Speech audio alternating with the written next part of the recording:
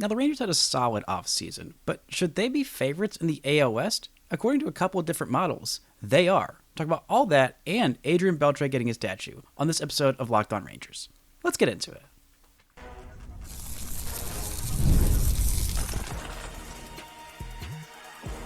You are Locked On Rangers, your daily Texas Rangers podcast, part of the Locked On Podcast Network, your team every day.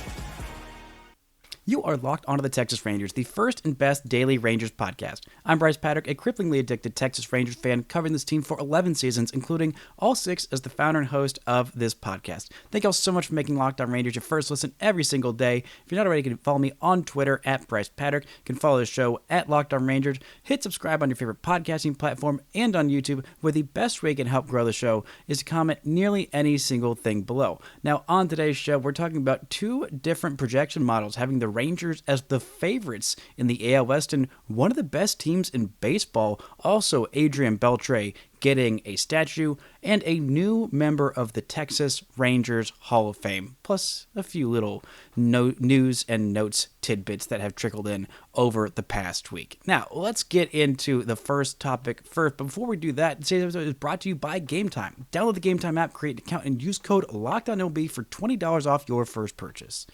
Now, the Rangers had a decent offseason. I talked about it on Wednesday's show of did Chris Young do enough, and what does enough mean? Enough means enough to get this team into the playoffs, give them a fighting chance to repeat the Bochy pattern of World Series, miss playoffs, World Series, miss playoffs, World Series. We got to get World Series number 2 done. To do that, you got to get to the playoffs. Then, postseason. It's not the playoffs in baseball. It is MLB postseason. Now, I thought the Rangers did a decent job this offseason. Could it have been better? Yes. Would I have very much liked them to go into the luxury tax and bring back Kirby Yates, and that would be the nice little cherry on top of what has been a pretty good offseason for Chris Young? Yeah, I think that would have taken it from, this is probably enough to, yeah, for sure he did all that he could reasonably do. Obviously, you would have liked to add a Juan Soto, a Roki Sasaki, and every single good player on the market, but that's not really how it works. But the Rangers, I thought, got a lot better this offseason. They had 78 wins last year. They probably needed to get about 12 to 15 wins better in terms of pure talent to win the AL West, because last year the Astros won it with a 10-game better record than them. Pythagorean record had the Rangers about 15 games worse than what the Astros actually were last year. And I thought, okay, they did enough to be, 88, maybe a 90-win team if things break right. And I think enough things could break right for this team to definitely do that. I think the ceiling is, if everything goes about the best 95th percentile that you could expect, maybe this is a 95-win team. I think that's a little unlikely that everything will go that well, but I think this is definitely a playoff contending team for sure. But AL West favorite, I don't know. For people who are picking these things, it's usually pretty hard for them to pick against the Astros, who have won every full season AL West crown since 2017. They have just as many legitimate World Series titles as the Texas Rangers in that span, and everybody else in the division has a whopping 0 in that time span. But it wasn't just about the Rangers getting better. The other teams in the AL West who are contenders, the Astros, the Mariners, that's it. Those are the only other 2 teams in contention to win the AL West crown. Now, I thought the A's and the Angels got a lot better this offseason. I genuinely really liked their moves if I was a fan of those teams. And it's hard for one of those teams to have fans when they're actively moving against their own fans. But I digress. I did not think that the Rangers would be favorites in the AL West. Now, I'm basing a lot of that off of, FanDuel's odds to win the AL West. The Rangers are tied with the Mariners for the second favorite to win the AL West. Right now, the Astros favorite at plus 170. Rangers and Mariners at plus 200.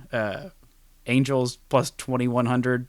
A's plus 2500. And then you look at the win totals, and the Astros were projected to have a better record than the Rangers. Their over-under was set at 86.5 wins. Rangers at 85.5 wins. Mariners at 84.5 wins. So that was kind of the breakdown. All pretty close.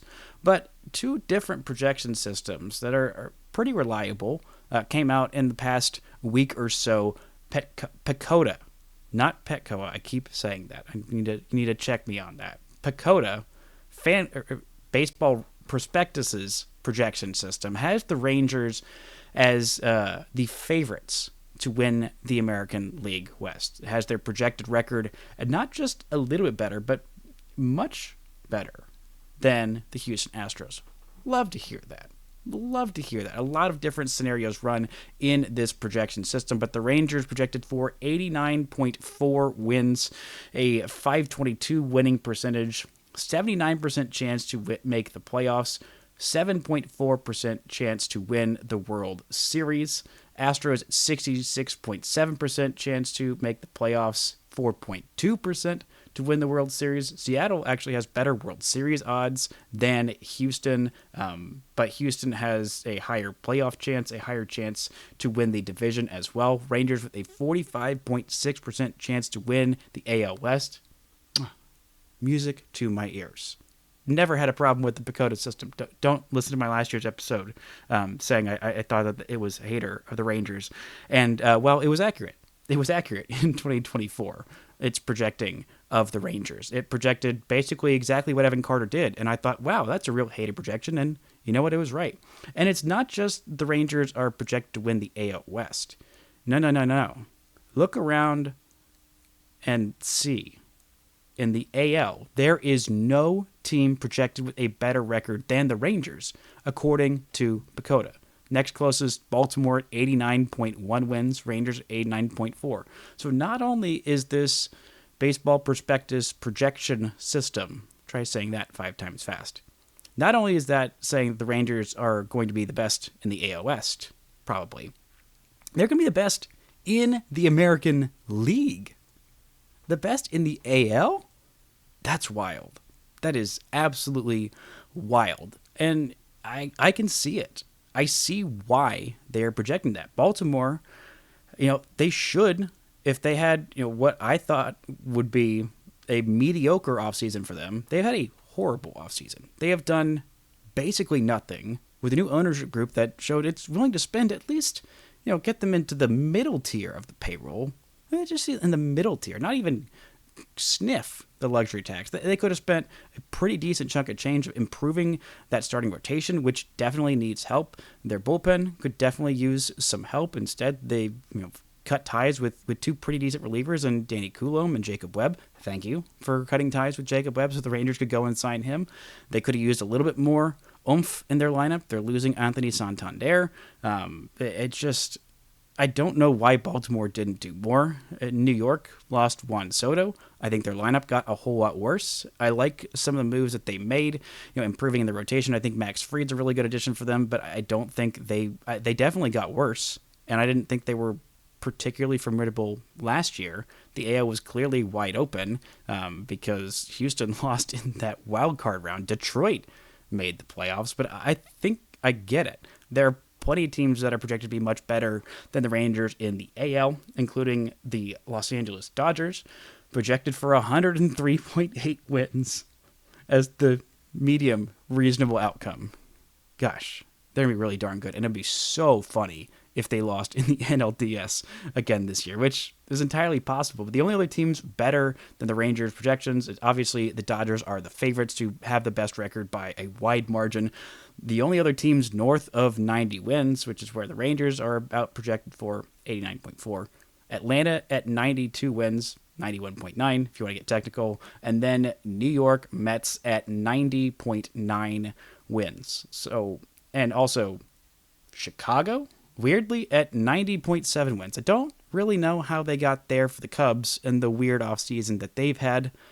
But sure, they must really, really love that Kyle Tucker addition. I don't think that the Cubs are going to have a better record than the Rangers. I think they're going to have 85 to 88 wins, maybe win the NL Central. But still, the Rangers with the 5th best record projected in the entirety of Major League Baseball. And it's not just PECOTA I thought, okay, PECOTA, you're real high on those Rangers. Okay, sure, that's great. But Fangraphs too. It's not just PECOTA, but Fangraphs also having the Rangers projected as the 7th best record in Major League Baseball at 85-77. Now, Fangraphs is a bit more conservative in their model, a bit more of a hater, as you might say. But because that doesn't even have the Dodgers projected for 100 wins. It has them at only 97 wins. Only 97 wins. But the only teams projected better than the Rangers, according to Fangraphs, are the Mets, the Phillies, the Yankees, the Diamondbacks, the Braves, and the Dodgers. 7th best record in Major League Baseball. The Rangers would be the number 2 seed in the AL, winning the AL West. It has the Rangers as 1 game better than the Mariners, and the Astros has the Astros listed below the Mariners, even though they're also tied for 84 wins. There's no decimals there on the record like there are on PECOTA. But the Rangers' 2 different projection system, having the Rangers as the favorites in the AL West. Love that. Love that. And I don't know if it's as much about what the Rangers did do this offseason as what other teams didn't do. The Astros assuredly got worse. They sure as shoot got worse. Unless they bring back Alex Bregman, and even then I still think that they overall got worse. I mean, Christian Walker signing is a good addition. Trading away Kyle Tucker, huge L. Huge L.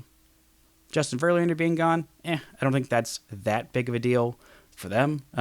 But trading away Ryan Presley just basically to get off of his money, that makes their bullpen, I think, decently worse. Having another back-end guy that they could trust, he's gone. And with his incredibly stellar playoff record of how good he was in the playoffs, I think that's really going to hurt them if they even make it there.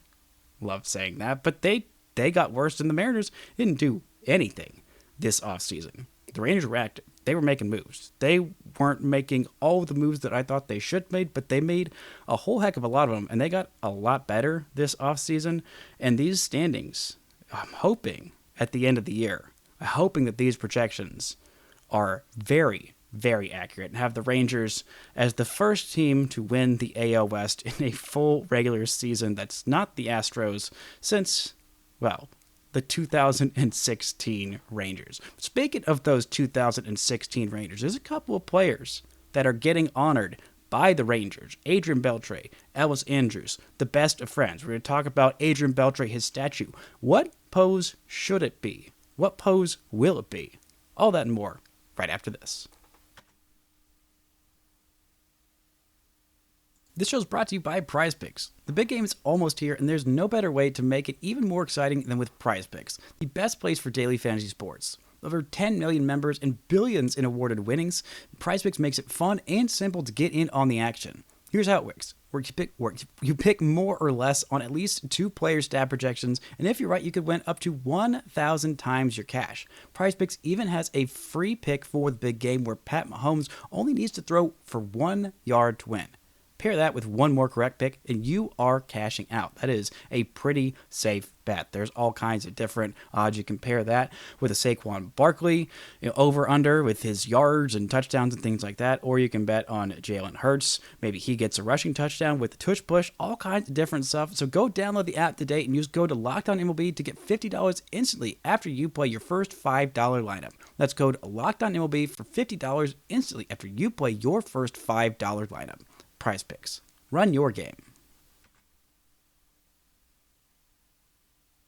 Shout out to the Everydayers for making Locked On Rangers your first listen every single day. We'll be back on Monday, 5 shows a week. Starting next week, spring training will be here. Pitchers and catchers will be reporting, and life will be easy, breezy, beautiful. No free ads. Now, Adrian Beltre is getting a statue. We already knew that. It's announced the date. The date has finally been set, August 22nd. It will be before a game against the Cleveland Guardians. It will be obviously at home, but finally Adrian Beltre will be getting a statue. Now, this is a great honor, a well-deserved honor. Adrian Beltre, not only a Texas Rangers member of the Hall of Fame, a member of the Texas Rangers Hall of Fame, not only is his number 29 retired, not only does he have a plaque in Cooperstown where he is thankfully wearing a Texas Rangers cap, now he is getting a statue. Just the ultimate honoring of a former player. It goes like this for me, of just the tiers of how you can honor a former player. You can just have a night where you say, hey, this guy was awesome. Let's celebrate this guy. Let's have a bunch of guys who played with this guy come back and talk about how awesome he was. That's bottom tier. Then you have Team Hall of Fame. Those are the guys where, I'd say if they were a member of your team for a long, long time, they're not quite a, Major League Baseball Hall of Fame, but they were on important teams. They had important moments, things like that. I feel like that's about the level of honor for those guys. Then that next tier up is a number retirement. I mean, the Rangers don't have that many numbers retired. It's Pudge, it's Michael Young, it's Johnny Oates, it's Adrian Beltre, Nolan Ryan, and of course, Jackie Robinson, as everyone has the number 42 retired. And then you have the statue. The statue, for me, number retirement, those are guys who were borderline Hall of Famers. If Corey Seager wasn't wearing the number 5, I think it'd be an interesting debate of whether or not Ian Kinsler should have his number retired now that he's back in the good graces of the organization, back as a member of the organization, and he's not going to be a Hall of Famer. He did not make the cut for even staying on the ballot after his first year. That, for me, was surprising. I knew Kinsler probably wasn't going to be a Hall of Famer, but I thought he was closer than just one and done on the ballot. He's a really good player. One of the best second basemen of his age. If not for guys like Dustin Pedroia and Robinson Cano, then this guy would have won a whole lot more Silver Sluggers, Gold Gloves, things like that. And, with Corey Seager wearing the number 5, unfortunately, Kinsler's not even the best number 5 to ever wear a Texas Rangers uniform. Although, still a legend, still a Rangers Hall of Famer, not quite Major League Baseball Hall of Famer. But then the pinnacle, the peak, the most honoring thing you can do for a former player is have a statue. Now, statues should be reserved for only the most elite, the best.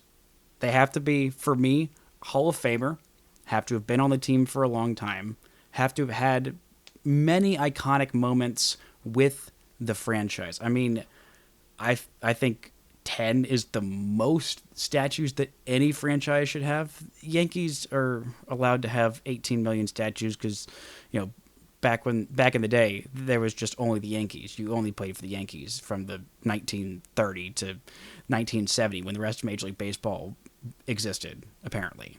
But for the rest of teams, 5 seems like pushing it. Usually 1 to 3, maybe 5 statues is about how many any team should have. And right now at the new stadium, the only statues that are there, Nolan Ryan, Pudge Rodriguez.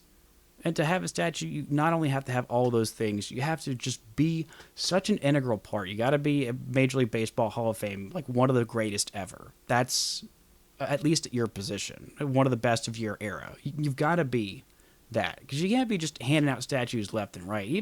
Even jersey retirements, those are also pretty rare. You don't quite have to be Hall of Fame, but you got to be at least on the borderline of that for me to get your number retired, or just have such an emotional meaning to your franchise. That's another category for me of what jersey retirement means. But there are not going to be that many more statues of the Rangers, and Adrian Beltre is right there with Pudge and Nolan. Nolan had some iconic moments here. He was not a member of very many, if any, good Rangers teams, but he's one of the greatest pitchers ever. And depending on how you shift your argument, he could be in that conversation. You wouldn't be laughed out of the room for saying he's the greatest pitcher ever. But he has the most strikeouts in Major League history. He has the most strikeouts in a single season. In Major League history, he has the most no-hitters in Major League history. Also has the most walks in Major League history. He is just such an iconic member of the sport. He is so important. The fact that he doesn't have at least one Cy Young is kind of insane. Also just the durability and the 5,000 career strikeouts, getting those moments with the Rangers, getting the no-hitter, his final no-hitter with the Rangers. He's iconic. He's just an iconic member of the sport. And he's just a very Texas boy. very fitting with the franchise. Pudge Rodriguez, probably not the greatest catcher of all time. For me, he is. In my own personally biased opinion, it's probably Johnny Bench, but he's definitely in that conversation. He was elite. He was a member of so many important Rangers teams early on. He didn't spend his entire career here. Would have loved to see Pudge spend his entire career here and, be a member of that 2010 Rangers team, maybe be a member of that 2011 Rangers team. I mean, who knows? But he was so darn good. He's one of the best catchers ever, and he was here for such a long time and such an important part of this franchise that, yeah, he definitely deserves a statue. And Adrian Beltre, so many iconic moments, such an absolute joy to watch, and so deserving of that statue. Just incredibly deserving. His number 29, retired. One of the best third basemen of all time. For me, the best third baseman of all time. Most people will say Mike Schmidt. Go look at his numbers. They're not particularly close with any third baseman ever, but Adrian Beltre is up there. No worse than the third best third baseman of all time. But what will his pose look like? It's probably the one knee. Probably the one knee home run. The iconic, beautiful, only Adrian Beltre thing to do. Nobody else did it nearly as well. Other players have homered, going to one knee, dropping down to one knee, but nobody did it as often or as well as Adrian Beltre, including in the 2011 World Series, Game 5, 6th inning, 0-1 count. Chris Carpenter throws him a breaking ball that maybe is a little bit below the zone. Rangers down 2-1. Not after that swing. One knee home run in the World Series. Iconic. That's probably the pose. Probably. But if it's not that, I have several very, very good suggestions on what it should be that might be even better or just more Adrian Beltre than the one knee homer. Talk about that and his buddy Elvis getting in the Texas Rangers Hall of Fame right after this. This show is brought to you by Gametime. I love going to live events, and I'm probably going to want to go to that game where they unveil the Adrian Beltre statue. That'll be on August 22nd, but how am I going to get those tickets to that game? Well, if I want the easiest, most convenient, the best way to get last-minute tickets, the lowest price guaranteed, I'm going to Gametime, the best app for getting tickets to any live event you're looking to go to. Whether it's a Rough Riders game, whether it's that game that Adrian Beltre is going to unveil his statue, whether it is the game where Elvis Andrus is going to be inducted into the Texas Rangers Hall of Fame, whether you just want to go to a concert, a comedy show, theater, no matter what, Gametime is the best way to get those tickets. They've also got a new feature called Gametime Picks. It makes getting tickets for events even easier. Filters out the fluff to show you only incredible deals on great seats, so you don't have to waste time searching through thousands of tickets. So take the guesswork out of buying tickets with Gametime. Download the Gametime app, create an account, and use code LOCKEDONMLB for $20 off your first purchase. Terms apply. Again, create an account and redeem code LOCKEDON for MLB for $20 off. Download Gametime today. Last minute tickets, lowest price, guaranteed. Now, Adrian Beltre is getting a statue in front of Globe Life Field. It is well-deserved. It is, I don't want to say, it's not overdue. It's about the perfect time for Adrian Beltre to get himself a statue. And he's probably going to have that statue be in the pose. It's already being worked on. The pose is already decided. It has not been revealed, but it has already been decided. Unless they can just whip up a statue real quick. But it's almost assuredly going to be Adrian Beltre dropping to one knee to hit a home run, probably that exact home run of him doing it in the 2011 World Series. An iconic moment, the most iconic pose. I mean, the Dirk one-legged fade, the Kareem skyhook. If by the time that if Luka Doncic had spent his entire career here, they would have figured out a way to make a moving statue to where it would be Luka hitting a step-back shot. But Adrian Beltre, his iconic pose, probably that one knee home run. But Adrian Beltre's had a lot of iconic moments in his career. A lot of funny moments. A lot of just fun moments. And I have some different thoughts on what the statue should be. I'll have no problem. I'll be excited. If the statue is the one knee home run, that's almost assuredly what it's going to be. But I have some suggestions. My first suggestion should be it should be the moment that Adrian Beltre had the funniest ejection in the history of Major League Baseball. A game very late on in his career where the home plate umpire was yelling at him to stand in the on-deck circle when he was taking his on-deck swings. And so he was about, 5, 6, 10 feet away from the on-deck circle? So instead of moving himself to the on-deck circle, he moved the on-deck circle to where he was, just dragging the little on-deck circle while just meekly grinning, sneakily grinning at that umpire, saying, all right, I'll do what you said. Malicious compliance, if you will.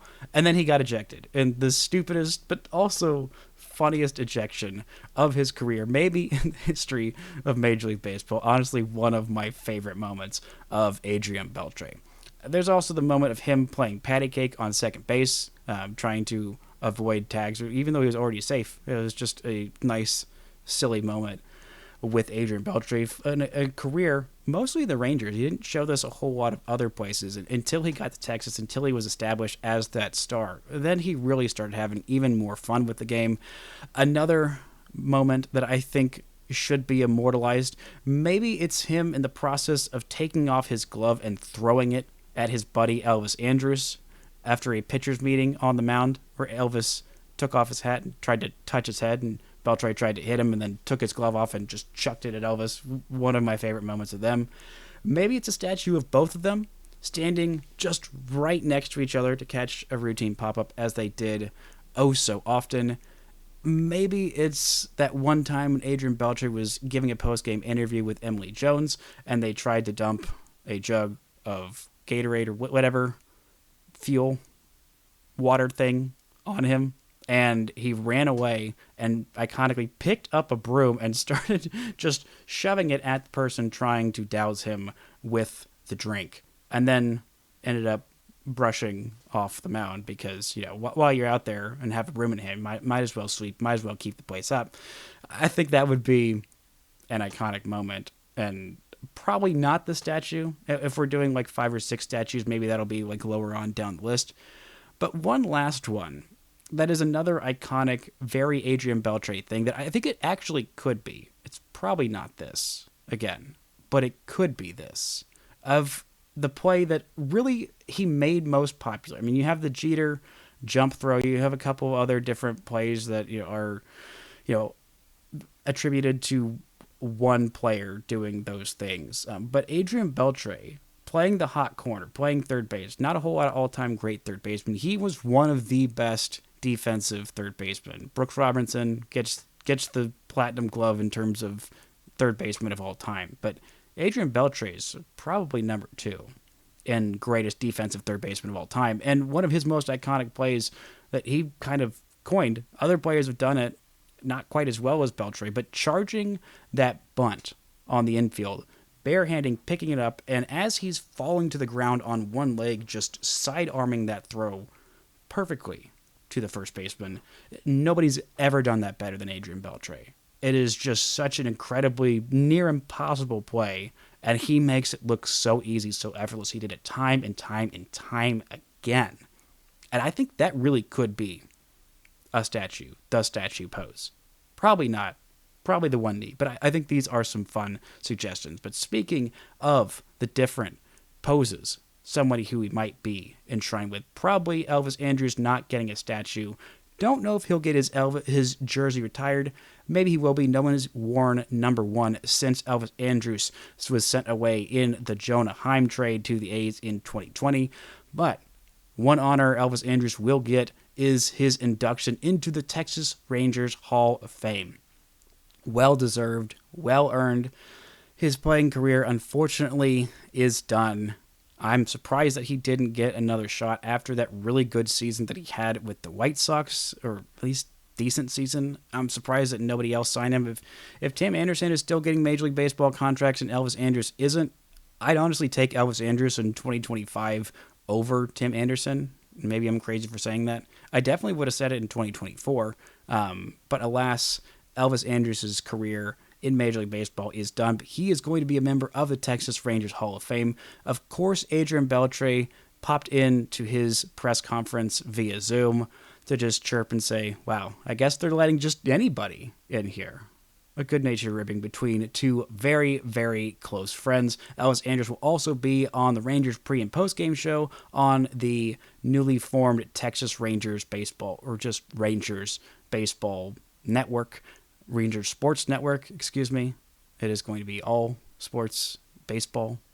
I don't know what other sports they have involved in this. It should be just Rangers Baseball Network. But alas, that's what it is. Elvis will be doing probably around 20 pre- and post-game shows. He'll be a pre- and post-game analyst. He will not be an analyst on the regular old TV. Shout out to Jared Sandler, who is going to be the pre- and post-game host on the TV network. That is very exciting. He's been a member of the Rangers radio broadcast for a long time, a local Dallas kid, a big Texas Rangers lover, big part of this organization, does a fantastic job. Shout out to him. Shout out to all of those people with the Rangers Sports Network. And Elvis Andrus, Texas Rangers Hall of Famer. Well-deserved, well-earned. We'll see if someone eventually retires that number one or if someone else ends up wearing that number one. I don't know if that'll happen, but Elvis Andrus, one of the greatest Texas Rangers players of all time, a well-deserved honor, as is the Adrian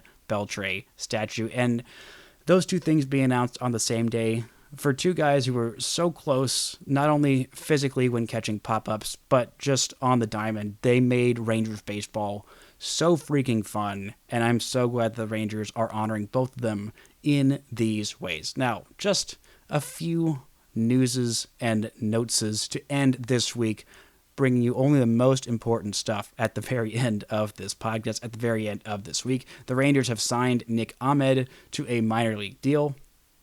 Fine. I'd say he is, of the non-roster invitees of the infielders, I'd say the, second, third choice. I really like Alan Trejo. I had him on the show a couple weeks ago, and I'm really excited to see what the Rangers can get out of him, what he can get out of his time with the Texas Rangers. Cracking that Rangers roster as a hitter is going to be tough. There's a lot of other options for backup middle infielder. The Rangers have, obviously, the iconic Corey Seager, Marcus Semien, manning the middle. Then they have Joshua H. Silver Slugger, All-Star, Pookie, hits real good Smith up there. They also have Zeke Duran. They also have Jonathan Ornelas. There's also, some other guys. I think that it's going to be very difficult to crack this roster, but sure, you can never have enough depth. And Nick Ahmed's a really, really good glove, and probably going to be in AAA, and that's probably fine. The Rangers also brought back Matt Festa. Pitched a lot down the stretch in games that didn't mean a whole lot. I thought he was fine. Not quite good enough for a 40-man spot, but this is a decent deal for Festa. I think that there's something there. I think he'll probably pitch in maybe 10, 15 games for the Rangers this year. I think probably more so early on if there is some kind of an injury or something to the Rangers' pen. Decent minor league, quad A depth kind of a guy. The Rangers have, I think, plenty of other guys that are going to get some shine in the bullpen before Festa, but I thought he was a solid option, and I don't hate it. It's a minor league deal. Basically no risk, and good on Matt Festa for getting back here, getting an organization that believed in him. That's going to do it for this week's shows. Thank y'all so much for listening all week long. We'll be back to 5 episodes a week next week. Next week, Pitchers and Catchers Report. We're almost there, guys. So thank y'all so much for listening and subscribing, and until next time, don't forget to enjoy baseball.